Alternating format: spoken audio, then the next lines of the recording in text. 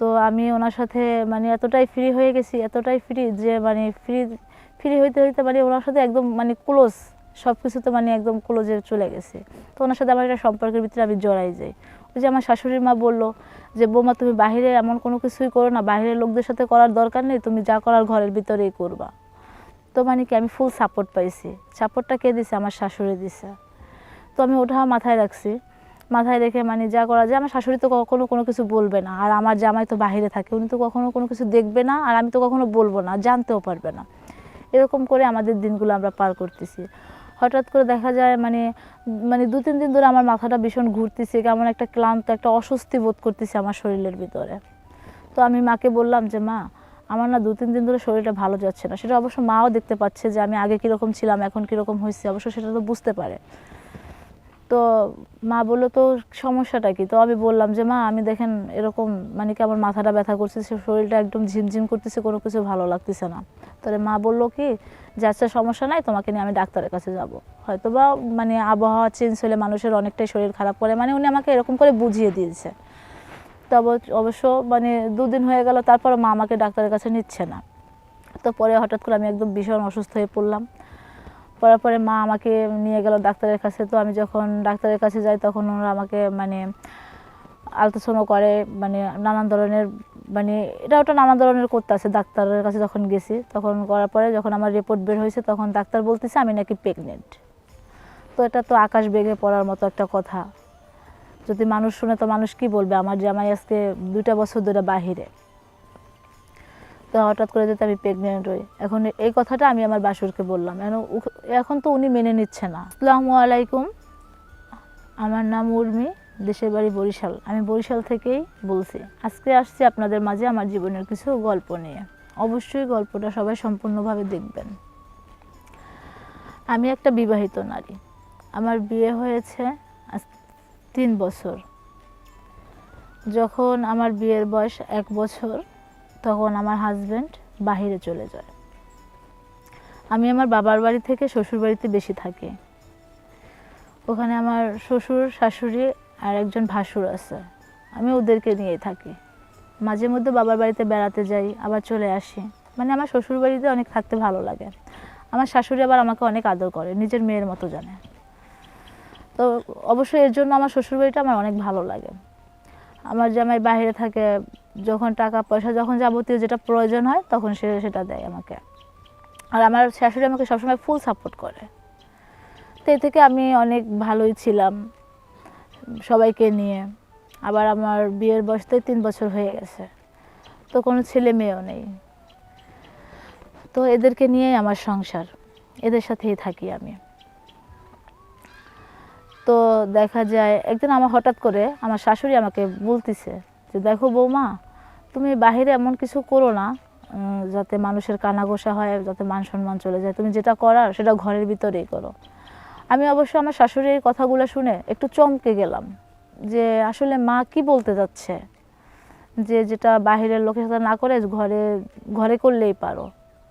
মানে হঠাৎ করে এটা নিয়ে আমি অনেক চিন্তিত হয়ে পড়লাম, অনেক চিন্তা ভাবনা করলাম যে না আমার শাশুড়ি মা এটা কি বলতেছে।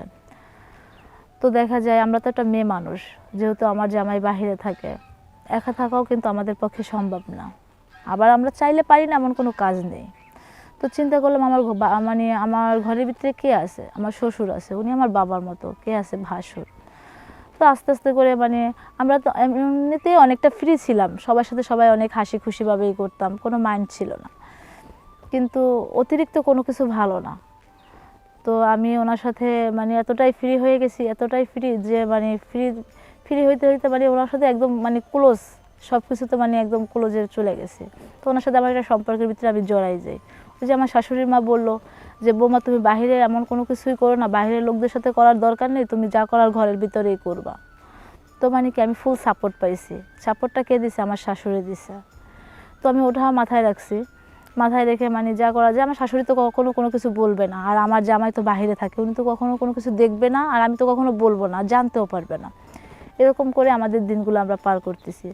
হঠাৎ করে দেখা যায় মানে মানে 2-3 দিন ধরে আমার মাথাটা ভীষণ ঘুরতেছে, কেমন একটা ক্লান্ত, একটা অস্বস্তি বোধ করতেছে আমার শরীরের ভিতরে। তো আমি মাকে বললাম যে মা আমার না 2-3 দিন ধরে শরীরটা ভালো যাচ্ছে না। সেটা অবশ্য মাও দেখতে পাচ্ছে যে আমি আগে কীরকম ছিলাম, এখন কীরকম হয়েছে, অবশ্য সেটা তো বুঝতে পারে।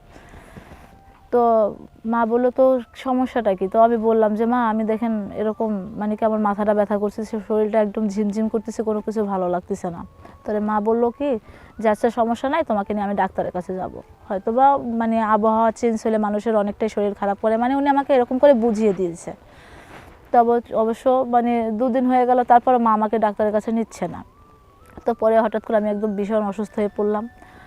পড়ার পরে মা আমাকে নিয়ে গেল ডাক্তারের কাছে। তো আমি যখন ডাক্তারের কাছে যাই তখন ওরা আমাকে মানে আলট্রাসাউন্ড করে, মানে নানান ধরনের মানে এটা ওটা নানান ধরনের করতে আছে। ডাক্তারের কাছে যখন গেছি তখন করার পরে যখন আমার রিপোর্ট বের হয়েছে তখন ডাক্তার বলতেছে আমি নাকি প্রেগনেন্ট। তো এটা তো আকাশ ভেঙে পড়ার মতো একটা কথা। যদি মানুষ শুনে তো মানুষ কি বলবে, আমার জামাই আজকে 2টা বছর ধরে বাহিরে। তো হঠাৎ করে যদি আমি প্রেগনেন্ট হই, এখন এই কথাটা আমি আমার বাসুরকে বললাম। এখন তো উনি মেনে নিচ্ছে না, বলে কে বলছে এই বাচ্চাটা আমার, কখনোই না। তো এখন তো আমি কথাটা আমার হাজব্যান্ডকেও বলতে পারতেছি না যে এরকম, কারণ ও বাহিরে গেছে আজকে 2 বছর হয়ে গেছে। তো এখন যদি আমি প্রেগনেন্ট হই তো বাচ্চাটা কার? আমার শাশুড়িকে বললাম, উনিও আমাকে অনেক কথা শুনাইলো, আমি ভালো না, এটা সেটা, আমার চরিত্র খারাপ, চরিত্র ভালো না। তো আমাকে প্রশ্রয়টুকু কে দিয়েছে, এগুলা কে শিখিয়েছে? আমার শাশুড়ি অবশ্যই। তাই কথা আছে না, শাশুড়ি কিন্তু কখনো মা হয় না। আবার হয় না বলতে হয়, সবাই আবার এক হয় না। তো দেখা যায় এরকম করে এখন আমার হাজব্যান্ডকে সবাই, ওর ফ্যামিলি সবাই জানাইছে এরকম বৌমা নাকি এরকম অসুস্থ, ওনার বাবু হবে। তো আমার হাজব্যান্ড যখন কথাগুলো শোনে, ও কিন্তু আমার জন্যই কষ্ট করতে বাহিরে চলে গেছে আমাকে রেখে। কষ্ট কার জন্য করে? আমাদের জন্য করে, আমার জন্য করে, আমাদের ভবিষ্যতের জন্য করে। কিন্তু আমি কি করলাম? আমি ওর এই সরলতার সুযোগ নিয়ে ওর সাথে বেইমানি করলাম।